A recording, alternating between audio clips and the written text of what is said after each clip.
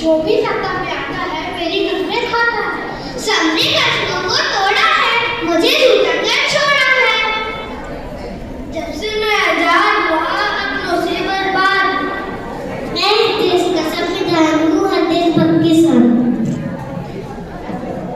ना कोई जाति बड़ी ना कोई धर्म बड़ा, देश का संविधान बड़ा, देश का संविधान बड़ा। Now I request everyone to stand up for a pledge.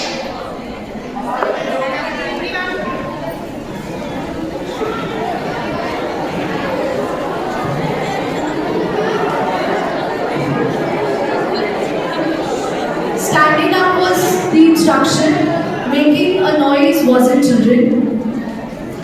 I'll count to three, everyone stand straight at their places and be an ideal of